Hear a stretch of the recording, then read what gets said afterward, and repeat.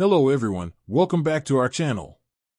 Today, we're diving deep into the fascinating world of information networks with a comprehensive summary of the book Nexus, A Brief History of Information Networks from the Stone Age to AI by Yuval Noah Harari. This book takes us on an eye-opening journey through time, exploring how humans have created and evolved various ways of sharing and connecting information, from the earliest cave paintings and oral traditions all the way to the cutting-edge artificial intelligence shaping our future. If you're curious about how communication and networks have defined human history and what that means for the future of technology and society, this summary will give you an in-depth understanding of those big ideas. So settle in, and let's get started. Part 1. The Dawn of Information Networks. The story begins in prehistoric times, long before the invention of written language, when humans relied on slow and fragile methods for passing on knowledge. In a world where survival depended heavily on shared information, early humans developed oral storytelling as one of the first communication networks. Storytelling enabled communities to pass on vital knowledge about food sources, predators, social rules, and migrations across generations, even in the absence of physical records. Harari explains how these oral networks often had enormous cultural significance. Stories were much more than entertainment. They were a lifeline for societies, weaving together experience, memory, and instruction. But oral transmission had its limits. Stories could change over time with each retelling, and knowledge could be forgotten if memories failed or elders passed away. To overcome these challenges and expand the reach of communication, early humans began developing visual symbols. Cave paintings and carvings appeared, creating a more permanent and tangible record of their world. These early artworks were more than decoration. They encoded myths, rituals, and survival information. The paintings found in places like Lascaux in France or Altamira in Spain represent some of humanity's first attempts at externalizing and preserving knowledge outside of the mind. Yet these symbols were often local and difficult to interpret universally, limiting their scalability as a network. Still, they mark a critical evolution, the first step in creating an information network that extended beyond speech and memory. Even before writing, rituals, myths, and shared religious beliefs formed an extensive network connecting people across villages and regions. These networks reinforced social norms and built trust, essential for large-scale cooperation. Harari highlights that the human ability to believe in shared fictions, like gods, nations, or moral codes, is the foundation of these early networks. This capacity for collective imagination allowed large groups of strangers to function as cohesive societies, linked by common stories and values.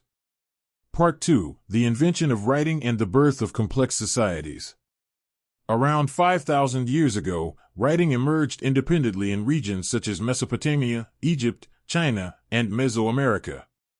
This invention was a monumental leap in the evolution of information networks, fundamentally changing how humans recorded and transmitted knowledge. Harari explains that writing enabled the external storage of information in a durable form, on clay tablets, papyrus scrolls, or stone inscriptions, effectively decoupling memory from the human brain. Unlike oral traditions, which are ephemeral and prone to distortion, written records offered consistency and permanence. Knowledge could now be systematically archived and accessed by future generations. This externalization of memory was revolutionary. It allowed societies to manage increasingly complex economic transactions, political governance, and cultural practices. Records of trade, taxation, laws, and religious texts formed the backbone of expanding bureaucracies and empires. The earliest scripts, like cuneiform in Mesopotamia and hieroglyphs in Egypt, were initially pictographic and syllabic, closely tied to concrete objects and sounds. Over time, writing systems became more abstract and flexible, allowing the recording of increasingly sophisticated ideas. Harari emphasizes that writing did not just facilitate communication, it reshaped how people thought. The ability to fix words in visible form encouraged abstract reasoning, planning, and cultural development on scales never before imaginable. Part 3. Empires, Bureaucracies, and the Expansion of Information Networks. With writing, the scale of human societies expanded dramatically. The establishment of large empires required highly developed information networks to organize labor, enforce laws, and maintain control over vast territories. Harari provides rich examples from history. The Persian Empire's royal road was a critical artery for information flow, enabling royal messengers to travel thousands of kilometers and relay information rapidly by horseback relay. This network allowed centralized administration despite geographic distances. Similarly, ancient China developed a sophisticated postal system and bureaucratic administration, supported by innovations like paper. These information networks were essential to the governance of the Qing and Han dynasties, enabling the emperor's decrees to reach every corner of the empire. In these early centralized systems, information moved hierarchically. The ruling class controlled knowledge, while most subjects had limited access and participation. Harari points out that control over information was closely linked to political power. The ability to collect, manage, and use information often decided who ruled. Harari also examines how empires built networks for cultural dissemination, such as standardized scripts, official histories, and religious texts, which unified diverse populations through common knowledge. Part 4: The Printing Revolution and the Democratization of Knowledge. Fast forward to the mid-15th century, and we encounter one of the most transformative inventions in the history of human communication, the printing press invented by Johannes Gutenberg. Harari explains how the printing press catalyzed a revolution in information networks by enabling the mass production of books, pamphlets, and newspapers.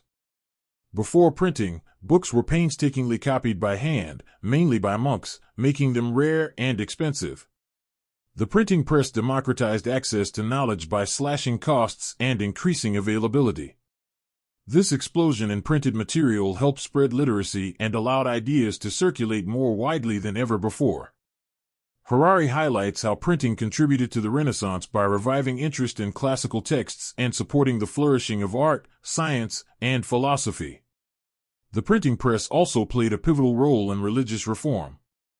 Martin Luther's 95 Theses and other critical texts spread rapidly, challenging the Catholic Church's monopoly over religious interpretation and fueling the Protestant Reformation. The wider dissemination of scientific knowledge laid important groundwork for the Enlightenment, transforming European society with new concepts of reason, individualism, and progress. At the same time, Harari cautions that printing networks also spread misinformation and propaganda. Governments and religious institutions learned to utilize printed material to shape public opinion and control narratives, reminding us that the expanded networks could empower different interests. Part 5: Telegraphs, Telephones, and the Speed of Information.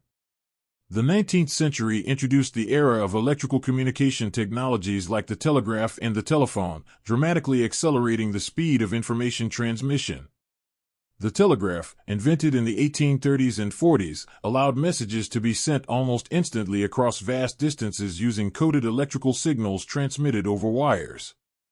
Harari details how undersea telegraph cables connected continents for the first time, effectively shrinking the world and enabling real-time communication between governments, businesses, and military commands. This instantaneous transmission profoundly impacted diplomacy, commerce, and journalism.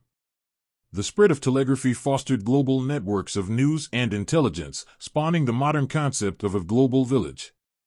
Following the telegraph, the telephone introduced voice communication, making it possible to converse across cities and eventually continents. Harari notes how telephony brought a new intimacy to networks, connecting individuals directly in ways that previous mass communication technologies had not. These technologies reshaped economies by enabling the coordination of production and distribution at scales that supported industrialization and globalization. At the same time, the increasing complexity and reach of networks introduced novel vulnerabilities. Messages could be intercepted or distorted, raising issues in espionage and security. Part 6: Radio, Television, and the Mass Media Explosion. The 20th century brought about the mass media explosion, as radios and televisions became household staples for billions worldwide. Harari explores how these technologies transformed information networks from elite, hierarchical systems to mass broadcast networks accessible to common people. Radio was revolutionary because it delivered information and entertainment wirelessly, reaching remote and rural areas that lacked infrastructure like telephone lines. By transmitting news, music, and speeches, radio fostered shared cultural experiences and promoted political mobilization. During times of war and political upheaval, radio also became a powerful tool for propaganda. The advent of television added visuals, creating a more immersive and emotionally resonant medium. Harari discusses how television shaped public opinion with live images of historic events, influencing everything from elections to social movements. The broadcast model of media represented a distinct network architecture, one-to-many, where a central source transmitted to a passive audience. While this created a national and global public sphere, it also concentrated power in the hands of media owners and governments. Harari examines how media networks shaped collective identities but also cautions about their potential to manipulate and control mass opinion. Part 7: The Internet and the Rise of Interactive Networks. The late 20th century introduced the digital revolution with the rise of the Internet, marking a dramatic shift in the history of information networks. Harari describes the Internet as a vast, decentralized system connecting billions of devices and people worldwide. Unlike earlier broadcast networks, the Internet enables many-to-many communication, where anyone can create, share, and consume content instantly. This interactivity has transformed how humans connect socially, economically, and politically. Social media platforms like Facebook, Twitter, and Instagram allow individuals to form communities, share ideas, and organize collective action with unprecedented speed and scale.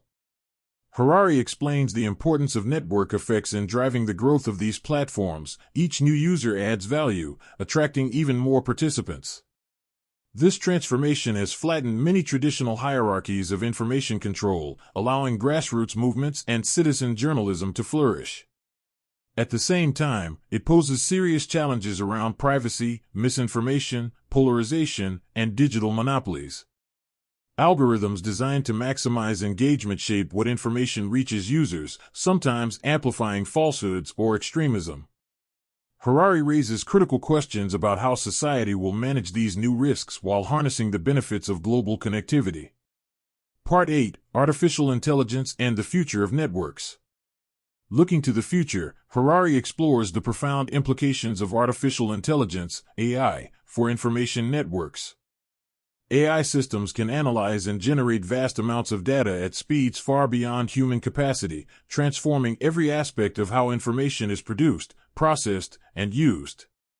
Harari discusses the potential for AI to revolutionize sectors such as education, healthcare, transportation, and governance by enabling personalized services and smart decision-making. However, this power also raises urgent ethical and social concerns. AI-driven networks could deepen inequalities, concentrate control over knowledge and data in the hands of a few powerful corporations or states, and erode personal privacy. Harari warns about the risks of surveillance states empowered by pervasive AI technologies, as well as the loss of human agency in an age where algorithms increasingly shape choices. He calls for thoughtful governance and ethical frameworks to ensure that intelligent networks serve the common good rather than narrow interests. Part 9: Reflections on Human Connection and Knowledge. Throughout Nexus, Harari weaves a recurring theme: information networks are more than technology, they are deeply human phenomena. They mirror our social structures, cultures, and values and dramatically influence how we perceive ourselves and the world. From stones and paintings to the Internet and AI, each advancement in communication has redefined what it means to be human. Networks expand our capabilities but also challenge our notions of identity, community, and truth. Harari ultimately invites readers to reflect on how we shape networks and how they shape us, urging awareness and responsibility in navigating the information age. So that was a deep dive into Nexus, a brief history of information networks from the Stone Age to AI by Yuval Noah Harari. This book gives us a powerful lens to understand how the networks of information that humans built have shaped civilizations and will define our future. From simple cave paintings to complex AI systems, the story of information networks is the story of humanity itself.